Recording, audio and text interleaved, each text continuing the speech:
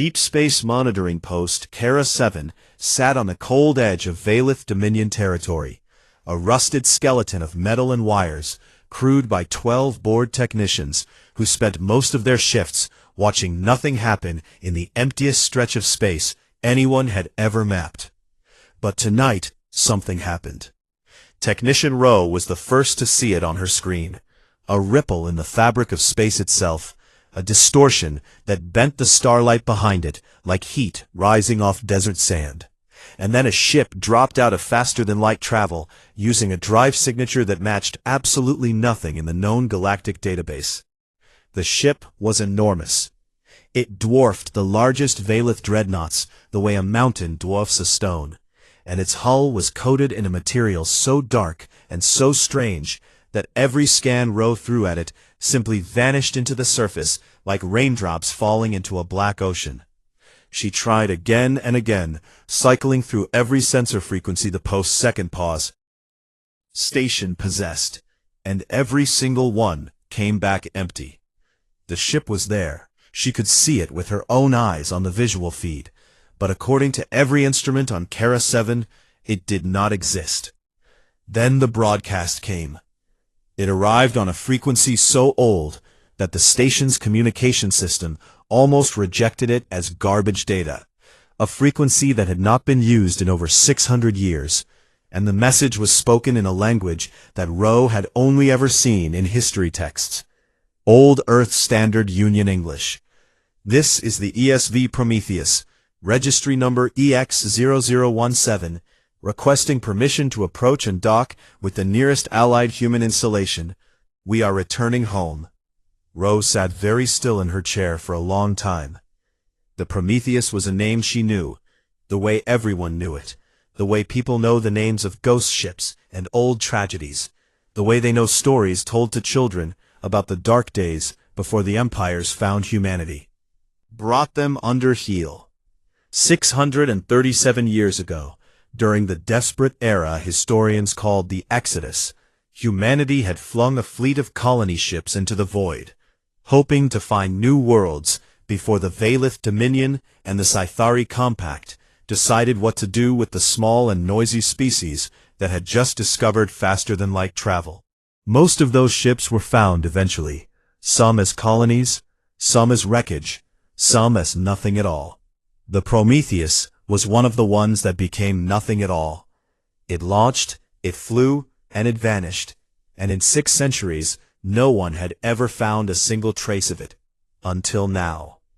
The message reached Commander Idris Yoon 4 hours later on the Valith border world of Kersalan, where he served as one of humanity's handful of diplomatic liaisons. A polite title for a man whose real job was to smile at reptilian bureaucrats and make sure they did not raise taxes on human colonies again. Not a soldier, and not a scientist, and not a politician. And he had spent the last 9 years doing a job that required him to be none of those things and all of them at once. He read the message 3 times.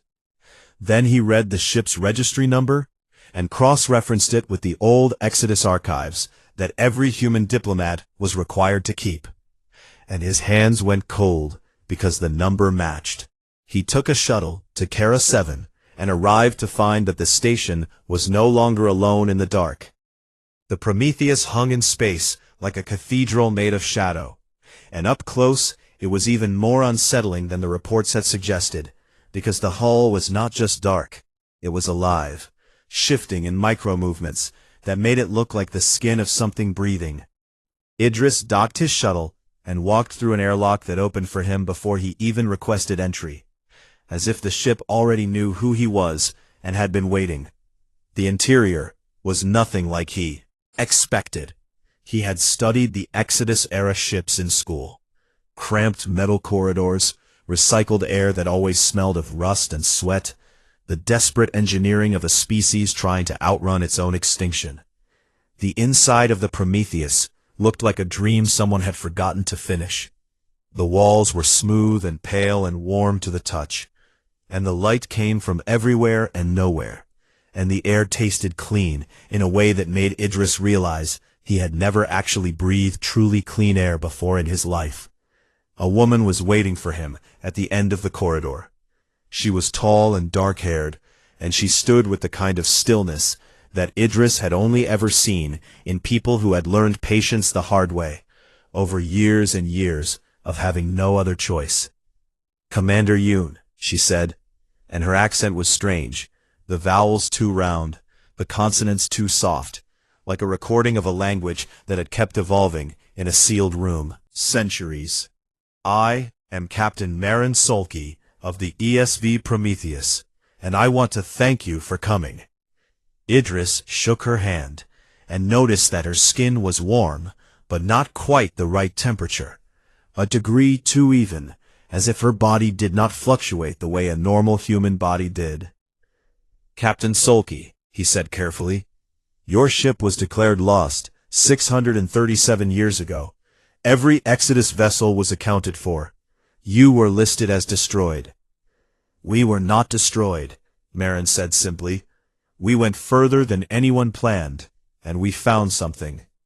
She led him deeper into the ship, and as they walked, Idris began to notice things. The crew members they passed moved with a fluid grace that was just slightly wrong, just slightly too smooth, like people who had forgotten the small imperfections of normal human movement. And none of them blinked at the right intervals. Their eyes stayed open a beat too long each time, as if blinking was something they remembered to do rather than something that happened on its own. Their uniforms were not the old Earth standard jumpsuits he had seen in the archives, but something new, something seamless and dark, and on each chest was a symbol he did not recognize. An Ouroboros, the ancient snake eating its own tail, circling a single open human eye. He counted the crew he could see, and the numbers did not add up. The Prometheus was built to carry 80,000 colonists. He saw perhaps a few hundred people in the corridors. "Captain," Idris said quietly, "how many crew do you have?" 4,209, Marin answered without hesitation. Idris let that number sit in the silence between them. Marin stopped walking and turned to face him, and her eyes were dark and calm and very, very old in a face that looked no more than 35. She smiled, and the smile was real, but also sad in a way that made Idris feel like he was standing at the edge of something enormous. "We are still human, Commander," she said, "just improved." And somewhere behind him, the airlock sealed shut with a sound like a whisper, and the greatest ship humanity had ever lost began to hum with a power that made the stars outside the viewport flicker like candles in a wind that should not have existed. The delegation arrived 2 days later, because neither empire could afford to ignore what had appeared on their border. The Valith Dominion sent Archon Dreth Yulani, a tall reptilian officer with scales the color of old iron and eyes that never stopped calculating. A career military diplomat who had spent 40 years managing what the Dominion politely called lesser species, and what everyone else called conquered peoples. The Scythari Compact sent something worse, a drone designated Whisper 9, one of the Compact's infamous intelligence units, a being that looked like a tall mantis carved from black glass, with too many eyes, and a voice like silk being cut with a razor. And humanity sent Idris, because he was already there, and because no one higher up wanted to be anywhere near something this dangerous, until they understood what it was. The three of them sat in a room aboard the Prometheus that had not existed the day before. Idris knew this because he had walked through this section of the ship yesterday, and it had been a plain corridor, and now it was a wide briefing chamber with seats perfectly shaped for a human body, a Valith body, and whatever geometry the Scythari considered comfortable. The ship had rebuilt itself overnight, without a sound. Captain Marin Solka stood before them and began to speak, and what she told them changed everything. The Prometheus had launched 637 years ago with 80,000 colonists aboard, aimed at a star system on the far edge of charted space, and for 14 months everything went according to plan. Then the FTL drive failed. It did not fail in the way drives usually failed. There was no explosion, no warning, no cascade of alarms. It simply stopped working, as if the laws of physics that allowed it to function had quietly decided to look the other way. The ship dropped out of faster-than-light travel in a region of space that had no name. Because there was nothing there to name. The intergalactic void, the vast emptiness between galaxies, a place so far from any star that the sky outside the viewports was pure and total black. They called it the deep black, and they were stranded in it. No rescue was coming, because no one knew where they were, and even if someone had known, no ship in the galaxy could have reached them. They were further from civilization than any human had ever been, floating in a darkness so complete that some of the colonists simply could not bear to look at it. The first generation nearly tore itself apart. There were riots and rationing and despair and death, and for a while it seemed like the Prometheus would become another ghost ship, another empty hull drifting through the dark, with nothing inside but bones and silence. But something happened in the second generation. The children who were born in the deep black grew up without any memory of stars or planets, open skies, and because they had never known anything but the ship, they did not mourn what they had lost. Instead, they became curious about what surrounded them. And what surrounded them was something no one had ever noticed before. Narration called it the lattice. It was a field, a substrate of programmable energy woven into the deepest layer of space-time itself, invisible to every sensor and every instrument that galactic civilization had ever built, because galactic civilization had always been surrounded by stars and planets and matter, and the noise of all that existence drowned out the signal. But in the deep black, where there was nothing, no stars, no dust, no radiation, no noise of any kind, the lattice was as clear and as obvious as sunlight. It was not magic, and it was not supernatural, Narration said firmly, watching the Archon's eyes narrow and Whisper Nine's many limbs go very still. It was physics, a deeper layer of physical law that no one had ever found, because no one had ever gone far enough from everything to look. The crew of the Prometheus spent the next 500 years learning to read it and write it and use it. They took apart their ship and rebuilt it from the hull inward, using lattice principles. And each generation passed its knowledge to the next, and each generation went further than the last, and slowly, so slowly, they stopped being castaways and started being something new. "Show us," Archon Dreth said, and his voice carried the careful skepticism of a man who had seen a great many lies in his long career. Narration held out her hand. There was nothing in it, and then there was. Atoms pulled themselves from the air, oxygen, carbon, silicon, traces of rare elements, and assembled with a precision that made Whisper Nine physically recoil, clicking together into a small, elegant device that sat in Narration's palm like a jewel. "A universal translator," Narration said. "It works on any known language and most unknown ones, and it will function for approximately 800 years without maintenance." She offered it to Dreth. The Archon took it with hands that did not quite manage to hide their trembling. "A gift," Narration said, "for your trouble in coming here." Then the room changed. It happened without warning and without sound. The walls shifted like water. The ceiling rose. The atmosphere adjusted itself in real time. The gravity under Dreth's chair lightened to match Valith Homeworld standard, while the gravity under Whisper Nine shifted to the heavier pull preferred by the Scythari. And the temperature around Idris settled into a perfect 22 degrees that he had not asked for, but that was exactly right. The ship had reconfigured an entire deck to accommodate 3 different species simultaneously, and it had done so the way a person adjusts their breathing, automatically, effortlessly, without thinking about it. Had been silent through all of this, but its many eyes were active.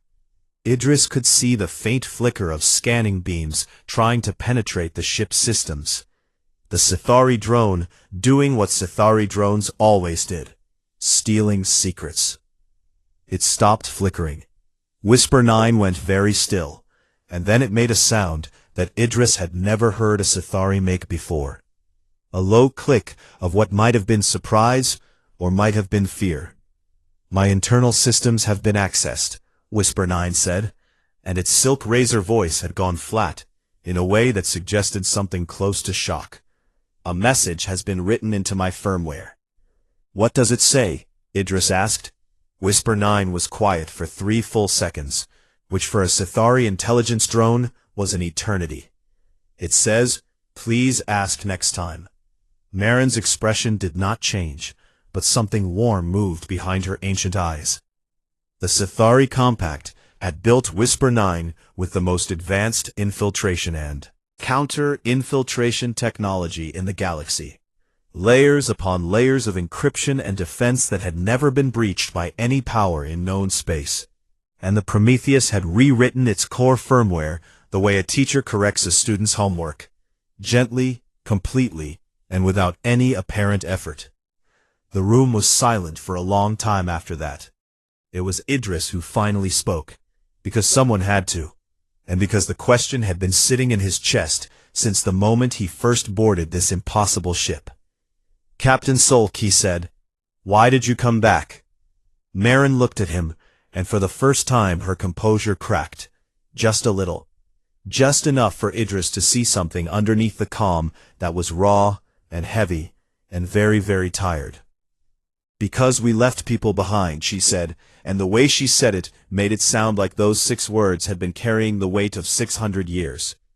That night, on secure channels across the galaxy, Veilif Dominion classified the Prometheus as an existential-level threat to galactic stability, and the Sithari Compact began running calculations on whether humanity should be elevated to allied status or eliminated entirely before whatever that ship carried could spread. And aboard the Prometheus, in a room that the ship had shaped for him without being asked, Idris lay awake in the dark and listened to the hum of a power source that the greatest civilizations in the galaxy could not understand. And he wondered what it meant that the most advanced technology in the universe had been found not by an empire, but by a lost ship full of people who had simply refused to die.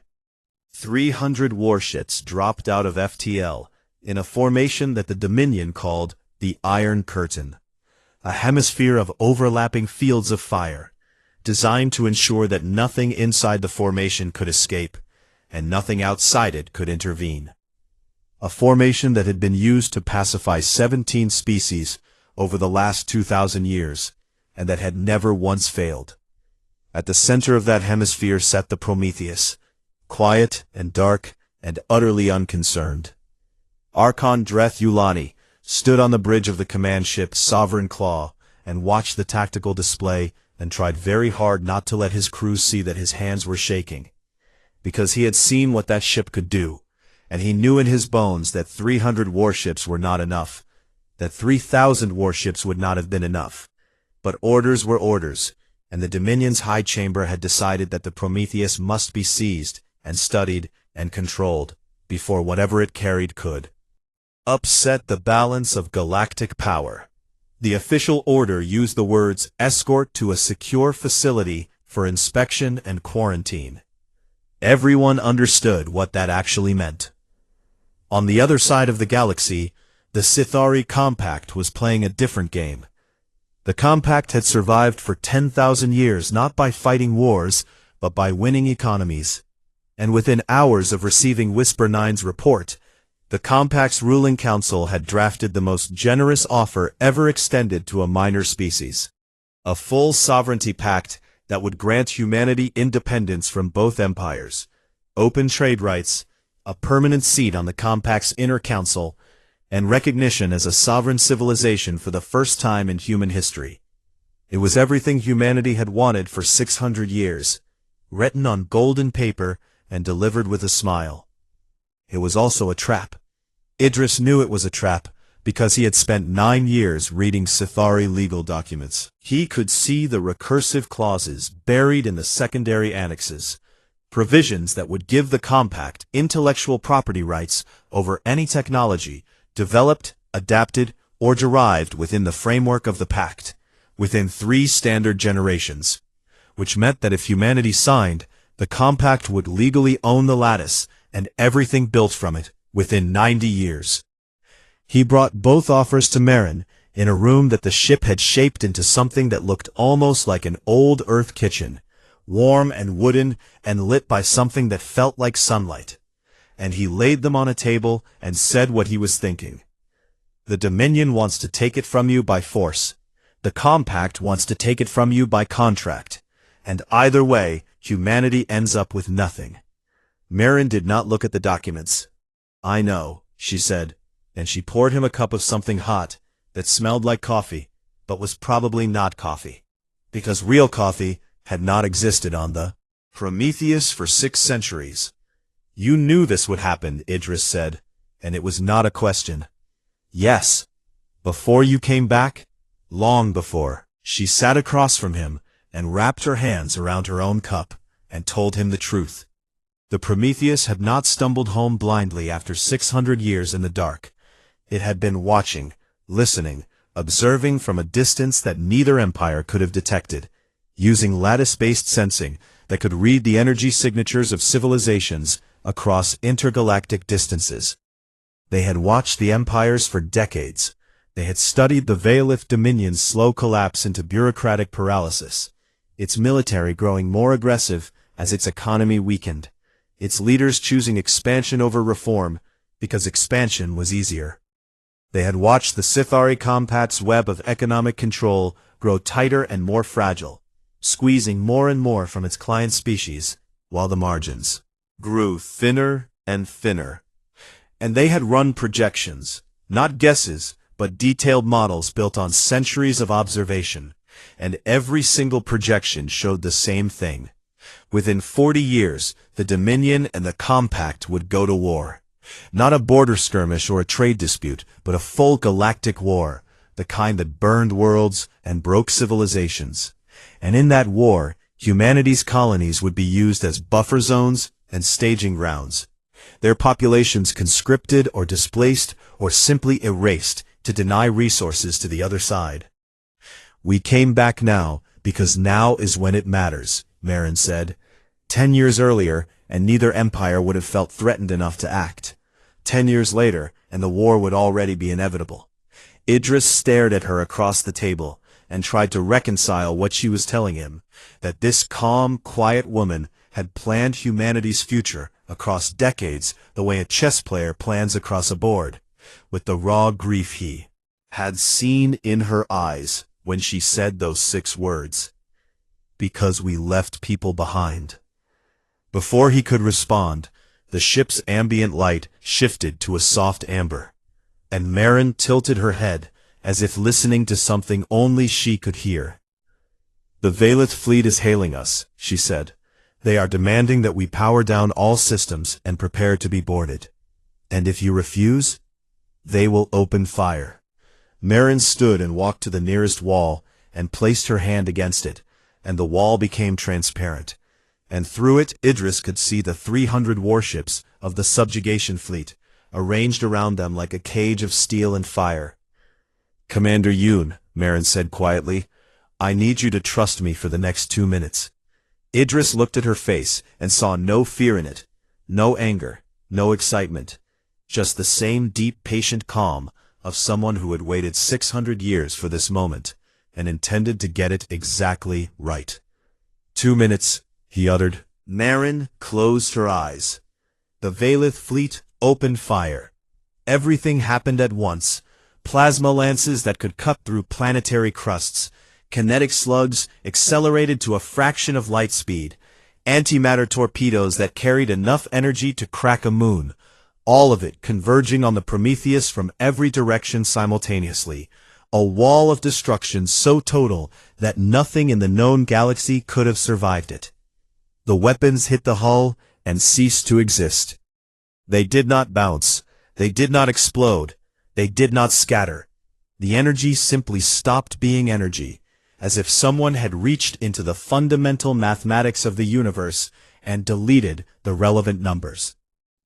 And the Prometheus sat in the center of the greatest barrage the Valith Dominion had ever unleashed, and did not move, and did not shake, and did not even flicker. And then it responded. Not with weapons, with precision. Across the entire subjugation fleet, in every single one of 300 warships, simultaneously, every weapon system came apart. Gun barrels unraveled into their component molecules. Missile warheads disassembled themselves into neat piles of inert material. Reactor feeds to weapons arrays simply disconnected at the atomic level, and targeting computers went dark. It took 1.7 seconds. 300 of the most powerful warships in the Valith Dominion were converted into unarmed transports, in less time than it takes a heart to beat twice. And not a single crew member aboard any of them was harmed. Hulls intact, life support running, engines functional, every living being untouched. Only the ability to kill had been removed. Marin opened her eyes and spoke, and her voice carried on every frequency and every channel in every language used by every species in the galaxy. We did not come back to conquer, she said. We did not come back to submit. We came back for our people. With that, and we will remove your ability to interfere. That is not a threat, it is a boundary. It was not the political center of human space anymore. That had moved centuries ago to a station called New Geneva, built by Safari architects and governed by Valith-approved administrators. But Earth was still Earth, still the place where the species began. Still the blue and green and white marble that every human child saw in their school texts and felt something wordless stir in their chest. The ship took orbit above the Pacific, and from the surface it looked like a second moon had appeared in the sky, dark and vast and impossibly still. Captain Marin Solke descended alone. She took a shuttle to a field outside what had once been called Geneva, the old Geneva, the one made of stone and history instead of metal and politics. And she stepped onto grass that had been growing on this world for 400 million years, and she stood there for a very long time. Idris watched from the shuttle doorway and did not interrupt. Marin knelt, pressed her hands into the soil, and curled her fingers into the dirt. And the woman who could reshape matter with a thought, and who had lived longer than most civilizations, that woman put her forehead against the ground and wept like a child. Her crew might have evolved beyond hunger and beyond aging and beyond the need for sleep, but they had not evolved beyond grief, and Marin Solke carried 637 years of it in a heart that was still stubbornly and irreversibly human. When she stood again, her eyes were red and her hands were dirty, and she looked more human than she had at any moment since Idris first met her. My grandmother was born in a city called Lagos, Marin said quietly, wiping her face with the back of her hand. She used to say that no matter how far you go, the ground remembers your feet. She looked up at the sky, where the Prometheus hung like a dark promise. We are home, she said, and the two words sounded like a prayer. P, a straight P. The Prometheus distributed lattice-derived technology to human worlds with a careful, deliberate order that told Idris everything he needed to know about how long Marin had been planning this. Medical technology came first. Devices no larger than a human hand were delivered to every colony, every station, every settlement where humans lived, and each device could scan a body down to the molecular level and repair what it found. Diseases that had plagued human colonies for centuries were cured in hours. Genetic damage, accumulated over generations of living on worlds with wrong atmospheres and wrong gravities, was reversed. Children who had been born blind or broken because their colony could not afford proper medical care opened their eyes and saw clearly for the first time. On the mining world of Koreth 4, where human workers had been breathing contaminated air for 3 generations because the Valith administrators would not pay for proper filtration. The devices cleaned every pair of lungs in the settlement in a single afternoon. And that night the miners stood outside and breathed without coughing for the first time in living memory. And some of them cried, and some of them laughed, and most of them did both. Infrastructure came second. Clean energy systems that drew power directly from the lattice replaced the aging and dangerous reactors that human colonies had been forced to buy from Valith suppliers at ruinous prices, and food synthesizers that could produce any nutrition from ambient atomic material made the Sci-Fi Compact stranglehold on human food supply chains suddenly and completely irrelevant. Colony worlds that had been dying, slowly losing population, slowly losing hope, slowly being strangled by trade agreements designed to keep them dependent, began to breathe again. Defensive technology came third. Planetary shields based on the same principle that had absorbed the subjugation fleet's barrage were installed on every human world, and each shield operated passively, requiring no crew and no maintenance, wrapping each planet in an invisible shell that would simply unmake any weapon that touched it. No human world could be bombarded from orbit anymore. No human city could be threatened with destruction as leverage in a negotiation. No human population could be held hostage by the threat of fire from the sky. And then Marin stopped. Idris asked her about offensive weapons, proper warships, fleet killers, the kind of technology that could make humanity not just safe, but powerful, not just protected, but feared. Marin refused. "We will not make humanity into another empire," she said, and her voice was gentle, but underneath the gentleness was something made of iron that did not bend. "The lattice is a tool for building, not for breaking, and if we hand our people the power to destroy, then we have not saved them. We have only changed the shape of the cage." The empires responded as empires do when they feel their grip loosening. The Sci-Fi Compact pivoted to economic warfare with the speed and efficiency that had made them the most dangerous negotiators in galactic history. They blockaded human trade routes, manipulated commodity markets to crash the value of human exports, pressured neutral species to cut ties with human merchants, and deployed every financial weapon in their vast arsenal to starve humanity into compliance. For 3 weeks, it worked. For 3 weeks, human colonies felt the squeeze. Shortages of materials that the lattice synthesizers had not yet been calibrated to produce. Disruptions in communication networks that still relied on Sithari-built relay stations. 100 small cruelties designed to remind humanity that freedom was expensive. And then the synthesizers caught up. One by one, colony by colony, the shortages ended. The lattice devices learned to produce everything that the blockade had cut off. And the Sci-Fi Compact watched in mounting disbelief as the economic leverage they had spent centuries building became worthless in a matter of weeks. The Valith Dominion fractured from within. The disarmament of the subjugation fleet had humiliated the military establishment, but it had also electrified a generation of younger Valith officers and colonial administrators who had spent their careers watching their empire rot from the inside.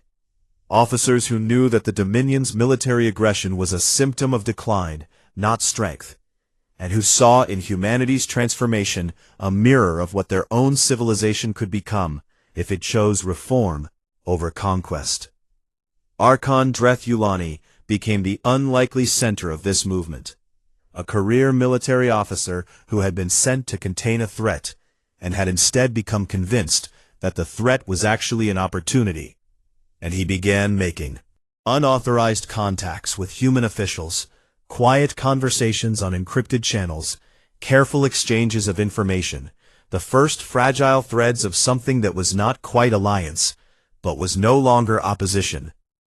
Idris found himself at the center of everything, the bridge between Marin's ancient crew and the billions of ordinary humans who were watching their world change faster than they could understand. the translator between a woman who thought in centuries and a species that lived in the moment. He spent long hours aboard the Prometheus, learning, asking questions, trying to understand who these people were, who wore human faces, but moved through the world like visitors from a future that had not happened yet. One night he asked Marin the question that had been eating at him.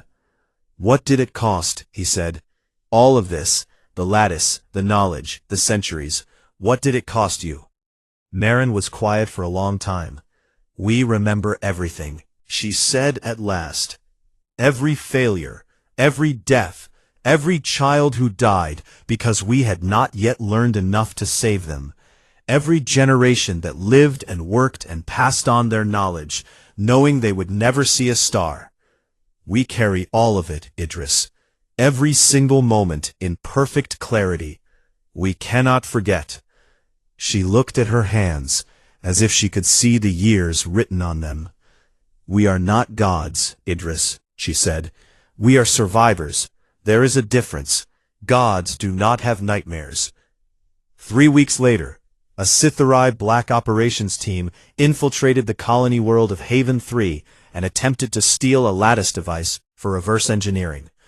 The Prometheus detected them the instant they entered the planet's atmosphere. Instead of destroying them, Marin had their ship, with the entire team still inside it, unharmed, confused, and increasingly panicked, gently and precisely relocated to the front steps of the Scytherai Compact Senate building on their capital world, accompanied by a complete recording of every order they had been given and every official who had approved the operation. The political chaos within the compact was spectacular. And then Whisper 9 appeared, the Scythari intelligence drone that had sat in that first briefing aboard the Prometheus, the one whose firmware had been rewritten like a child's homework. It had gone rogue from the compact, severed its connection to the hive mind, and traveled alone across half the galaxy to find Idris on a station orbiting Earth. "I have information," Whisper 9 said in its silk and razor voice, and for the first time, Idris heard something in that voice that sounded almost like fear. "The Compact and the Dominion are talking to each other. They are negotiating, and what they are negotiating is a joint extinction protocol, a combined military operation using the full strength of both empires to simultaneously destroy every human world before the lattice can spread any further." The joint extinction fleet assembled in the dark spaces between stars where no one was supposed to be watching. But the Prometheus watched everything. Over 10,000 warships gathered from both empires, Valith dreadnoughts with hulls like iron mountains, and Scythari cruisers that moved with the cold precision of surgical instruments. Carriers and destroyers and siege platforms and weapons that had never been used because they had been built for a war between the two greatest powers in the galaxy and nothing less. It was the largest combined military force in recorded galactic history, assembled not out of alliance, but out of a fear so profound that two civilizations that had hated each other for millennia decided that the thing they feared more than each other was a single ship crewed by 4,000 humans who had learned to rewrite the rules of the universe. Idris stood on the bridge of the Prometheus and watched the fleet coalesce on the long-range display. 10,000 points of red light, forming a wall that stretched across light years, and he felt the weight of it settle on his chest like a stone. "You have to act," he said to Marin. "You have to do what you did to the subjugation fleet, but on a larger scale. Disable them all. Take their weapons. End this before it starts." Marin shook her head. "Marin, they are coming to kill everyone. Every human world, every colony, every child on every station. You have the power to stop them. I have the power to dominate them," Marin said, and her voice was steady, but her eyes were heavy. "There is a difference, Idris, and it is the most important difference there is." She turned from the display and faced him fully. "If I disable 300 ships, that is a demonstration. If I disable 10,000 ships, that is subjugation. It proves that the lattice is just another weapon, and humanity is just another empire waiting to be born, and every species in this galaxy will look at us and see exactly what the Valith and the Sithari see, a threat that must eventually be destroyed. Then what do you suggest? Idris said, and he could hear the fear in his own voice, because he was not an ancient being who had conquered death in the space between galaxies. He was a man who had grown up on a border world, eating rationed food and smiling at reptilian bureaucrats, and the idea of 10,000 warships coming to burn his species out of existence made his hands shake. I suggest something that has never been tried, Marin said, because it requires something that no empire in this galaxy has ever been willing to do. She called it the Offering. The Prometheus moved. It left Earth orbit and crossed the distance between human space and the approaching fleet in a span of time that should have been impossible, arriving at the neutral point, the empty stretch of void where the fleet would have to pass before reaching the first human world. And it stopped there, and it waited. The fleet detected it, and the fleet did not slow down. Marin stood alone on the bridge, with Idris beside her, and Whisper 9 clicking softly in the corner, and the ghost of 600 years of exile in the air around her. And she opened a channel, not just to the fleet, to everything, every ship and every station, and every relay, and every world, and every empire, and every species, and every living being that had ever looked up at the stars and wondered what was out there. Marin Sulky spoke to all of them at once, and her voice carried the weight of centuries and the clarity of someone who had run out of time for anything but the truth. You are afraid of us, she said. I understand. 600 years ago we were afraid of the dark between the stars. We went into it anyway, and it taught us something. The fleet was still approaching, 10,000 warships bearing down on a single ship like an ocean, converging on a stone. The universe is not scarce, Marin continued. There is no resource worth fighting over, no territory worth holding by force, no knowledge that must be hoarded. The lattice is proof. It is everywhere, in everything, and it is enough. Enough for every species, every world, every civilization that has ever existed or will ever exist. On the bridge of the Valith command ship, Archon Dreth Yulani gripped the arms of his chair and listened, and something in his chest that he had spent 40 years burying began to crack open. In the networked consciousness of the Sithari fleet, 1,000,000 individual drones processed Marin's words simultaneously, and for the first time in the Compact's 10,000-year history, the hive mind could not reach consensus, because consensus required a shared understanding of reality, and reality was changing faster than they could calculate. We will not fight you, Marin said. We will not hide from you. Instead, we offer you what we found. And then the Prometheus opened itself. Every database, every archive, every theorem and equation and engineering principle and experimental result accumulated over 6 centuries of discovery in the deepest dark.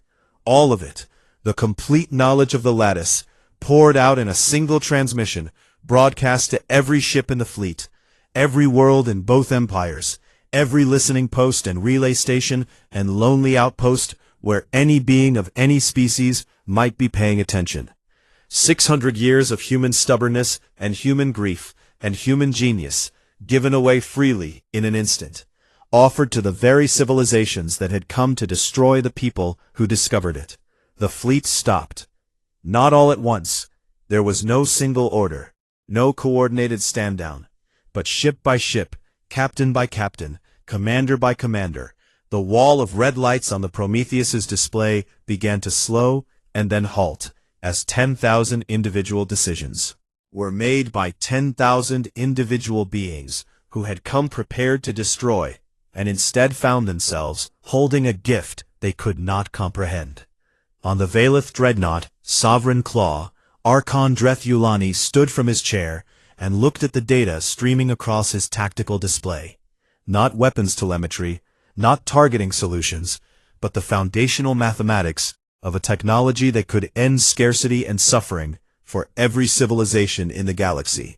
And he said 2 words to his crew: stand down.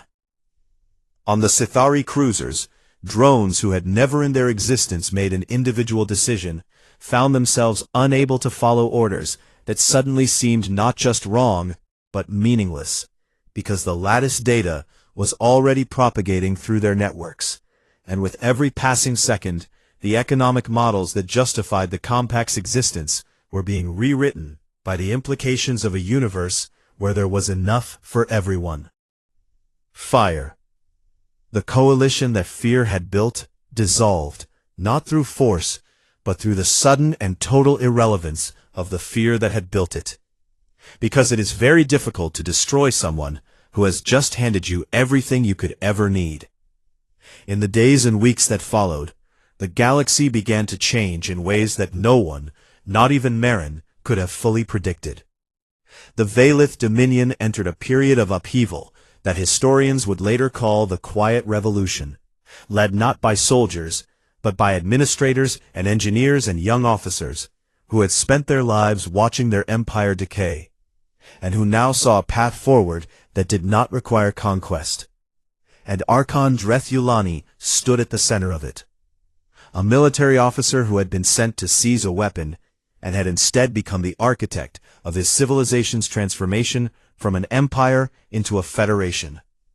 The Sithari Compact faced something it had no framework to process: scarcity, the collapse of the economic leverage that had been the foundation of its power for 10,000 years.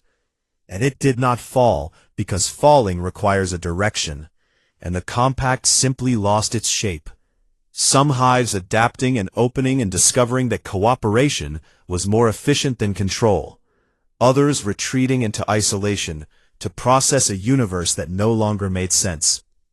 And humanity did not become an empire. Marin and her crew established what they called the Lattice Commons, an institution that belonged to no species and no government, open to any civilization that wished to learn, staffed by humans who served as teachers and guides and stewards, but never as rulers. They built it on Earth, in the shadow of the Prometheus, in a complex of buildings that grew from the ground, as if the planet itself was learning to use the technology its lost children had brought home.